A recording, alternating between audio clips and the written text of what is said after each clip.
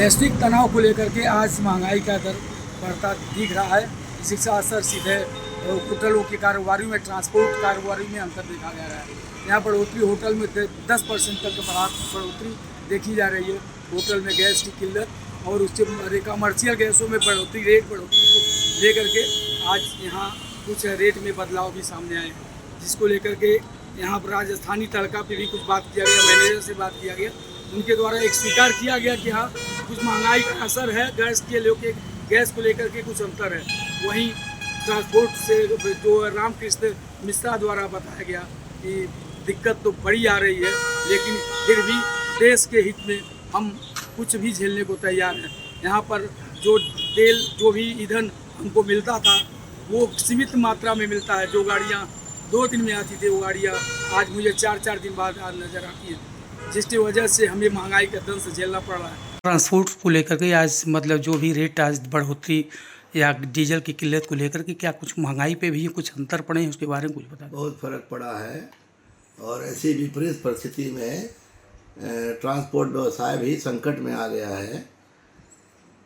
Toll भी बढ़ गया है और डीजल के रेट बढ़ने से बहुत बड़ा संकट आ गया है। गाड़ियों को डीजल नहीं मिल रहा है। जो 2000-3000 किलोमीटर गाड़ी यात्रा कर रही है उसको प्रत्येक पंप में केवल 5000 का डीजल मिल रहा है।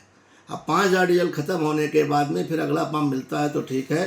जो यात्रा हमारी 3 दिन में संपन्न होती थी वो आज इस समय 8 दिन में हो रही है और ड्राइवर परेशान है। मोटरसाइकिल में हमारे यात्रा करते थे, मार्केट जाते थे लोग, उनको भी परेशानी, 200 रुपये से ज़्यादा नहीं मिल रहा है। लेकिन इसके बाद भी हमें देश के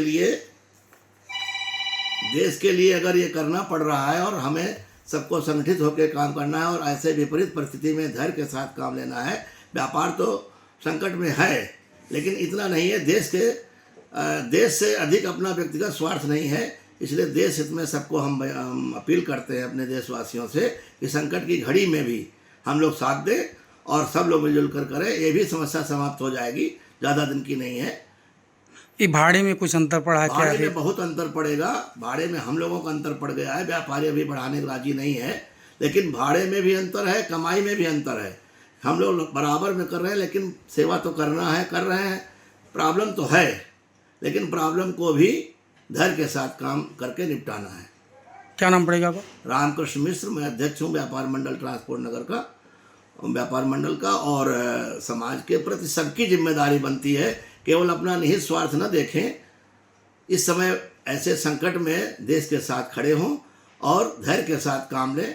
कहीं भी कोई बात है तो उसको हम लोग आपस में बैठ के करें, प्यार से मोहब्बत से निपटाएं। 2 रोटी खाएंगे लेकिन देश के हित में बात करेंगे। हम जिंदा हैं तो भारत जिंदा है।